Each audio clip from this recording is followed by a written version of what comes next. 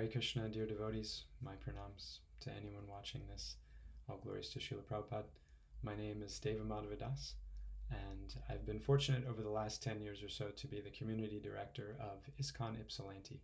Ypsilanti is a small town in Michigan, the US, and over the last 10 years, I've had the opportunity to see the challenges and opportunities that are there for a young local group of devotees who want to do something for Srila Prabhupada's mission.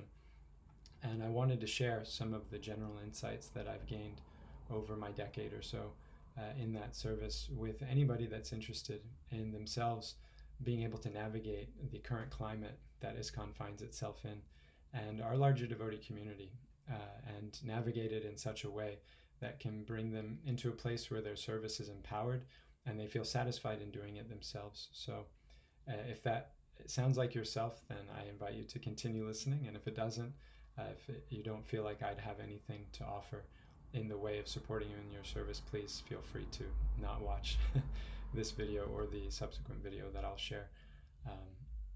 This particular video, I'm going to focus on the challenges themselves, kind of outlining the obstacles that I've experienced are there for anybody that wants to do service, but particularly if somebody is trying to establish community in the devotional society today. And that's not in a mood of criticizing, but rather just to help us appreciate what it is we're working with and against.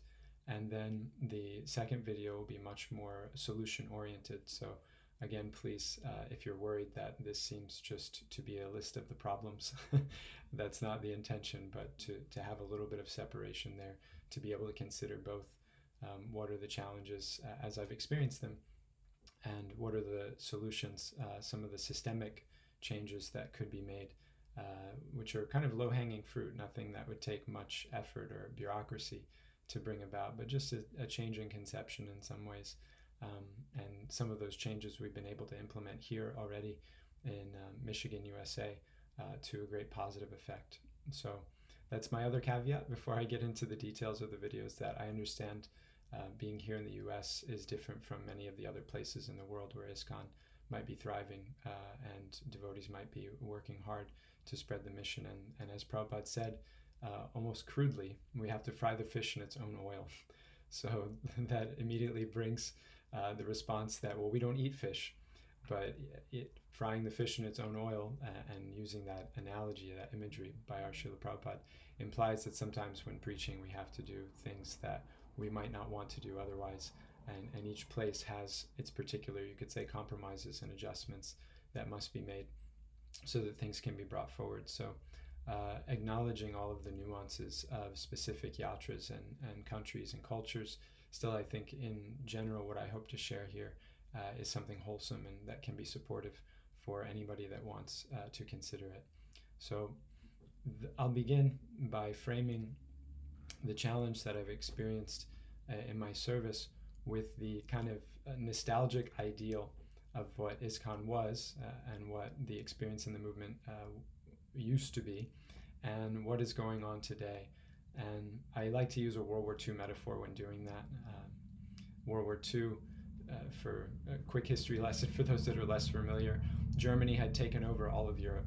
And so when the American side came to help the Allied powers, the UK and France and others, their first initiative was to storm the beach at Normandy. Normandy is a beach in France, and France is on the western edge of Europe, where Germany had completely occupied.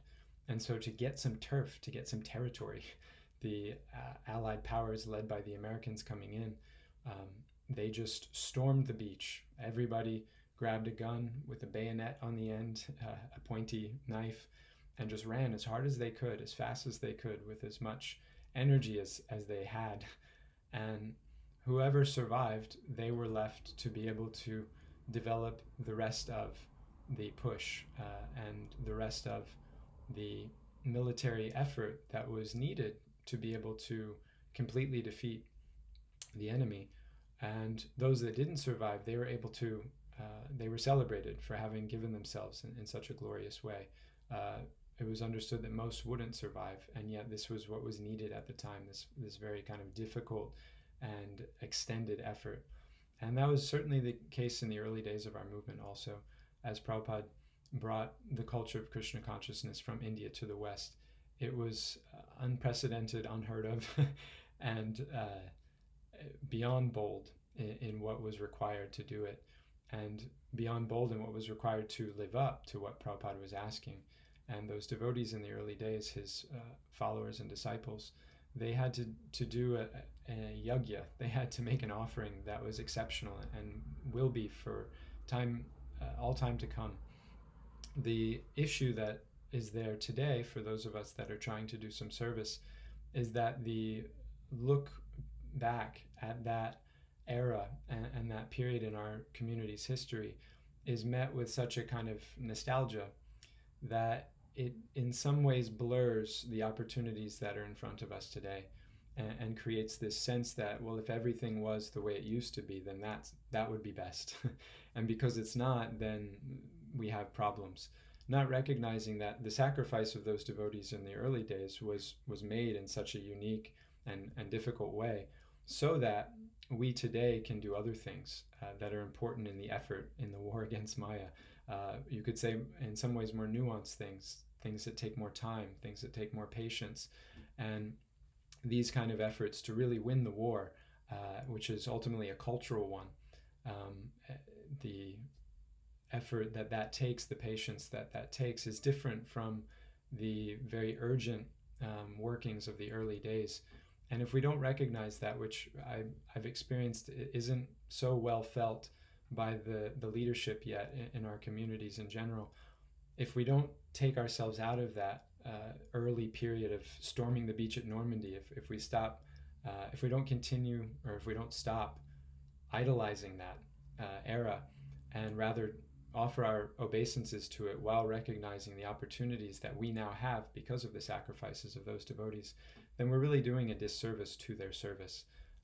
We're kind of imitating rather than recognizing what's being asked of me in my particular time, place, and circumstance according to Krishna and Guru's desire. So this dynamic of storming the beach at Normandy was the foundation then for what happened after Srila Prabhupada left, which was, to use another World War II metaphor, a kind of Holocaust of faith. And this, the tragedies that happened after Srila Prabhupada's departure created what I like to refer to as Gauranga's generation gaps. And these generation gaps are Gaurangas because ultimately, somehow or other, this is the Lord's arrangement, and there's an opportunity there for us in it, but we have to see that opportunity, and it may be a little bit obfuscated. It may be a little bit unclear what that is, but the period after Prabhupada left caused many devotees to themselves leave at least the society, and if not altogether devotional service in this life, sadly, because of the misunderstandings and immaturity and difficulties that went on. And what that caused today is a very hard dynamic to navigate for those of us that are trying to move the movement forward in the present. And again, those devotees who are mostly cultured from the time in the past, already that's a very difficult thing. And the kind of generational tensions are ever present in any society. But in our own society, there's this big gap where the 30-something, 40-something, and 50-something-year-old devotees who are meant to be there as a kind of buffer between the oldest generation and the youngest generation, they're largely absent in most of our communities.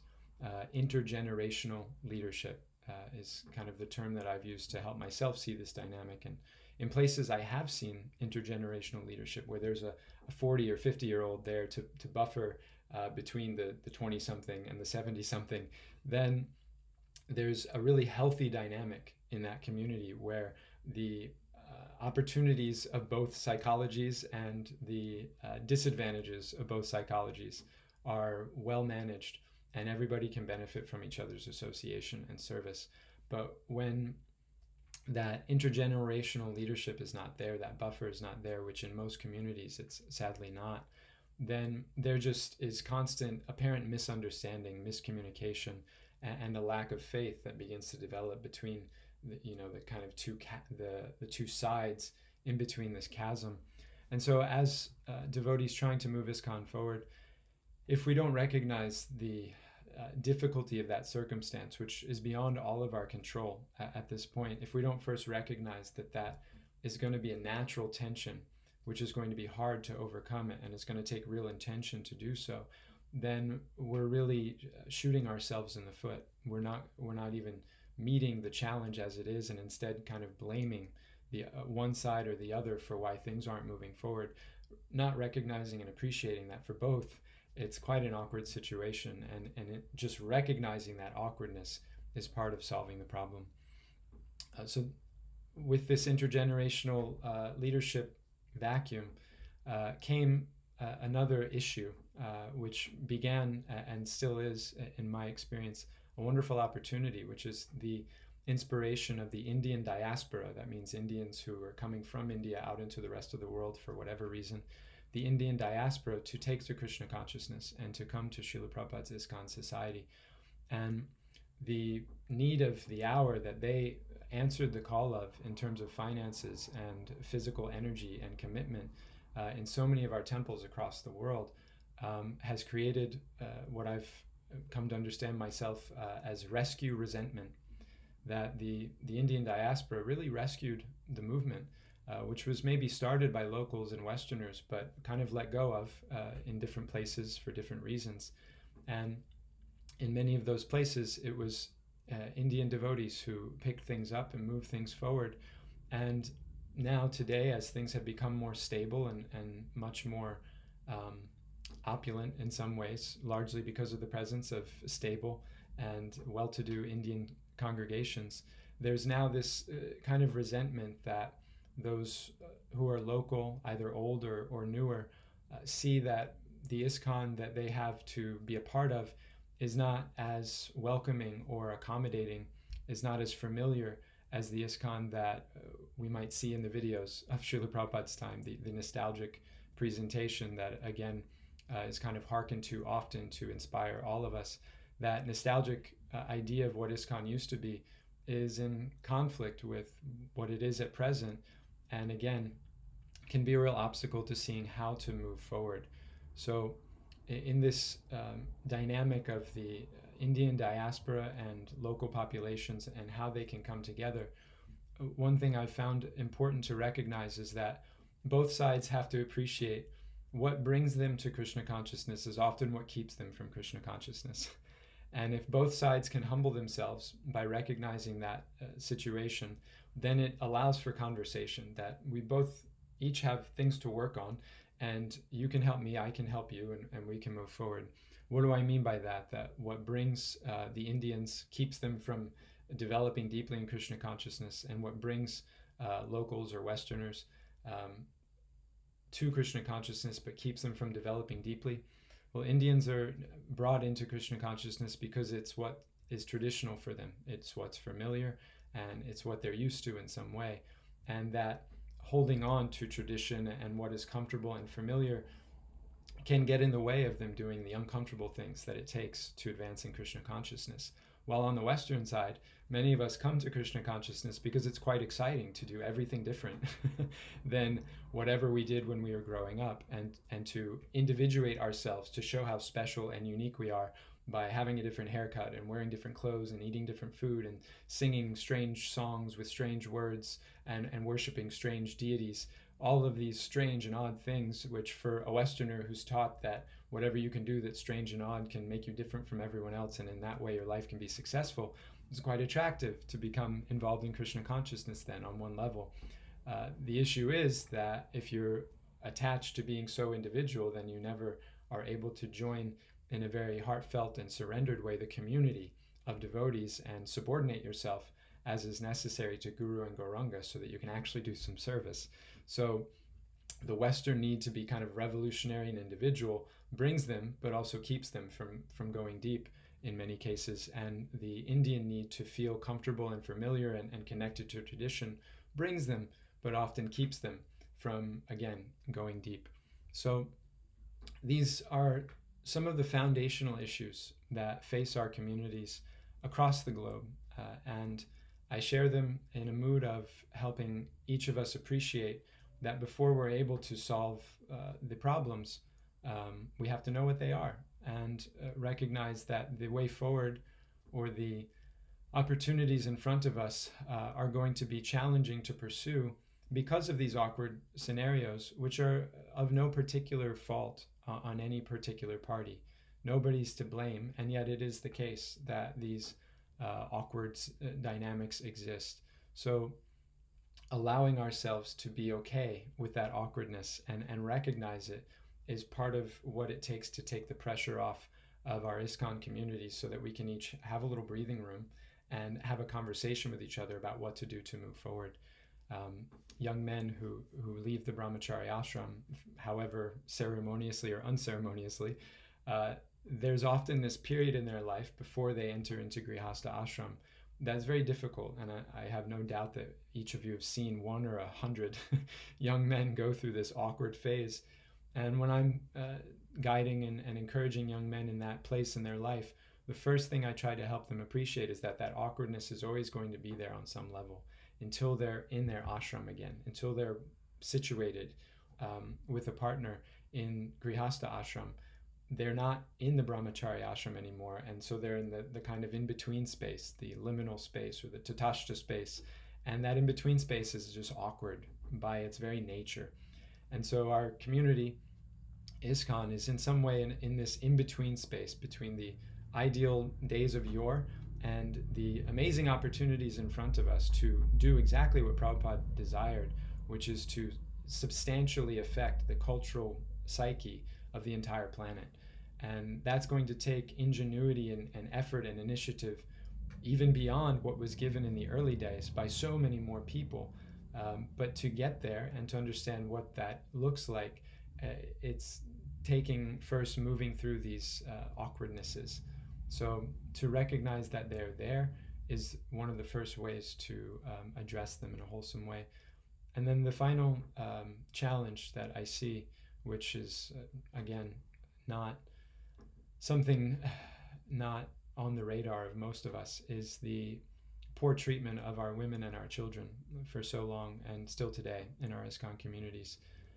It's something that deserves more than its own video. So I won't say too much about this scenario, only to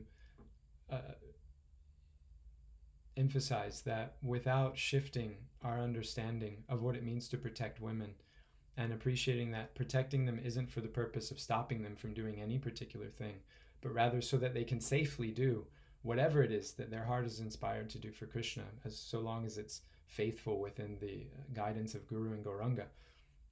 The purpose of protecting them is not for suppressing them, but so that they can safely do whatever their heart is inspiring them to contribute towards.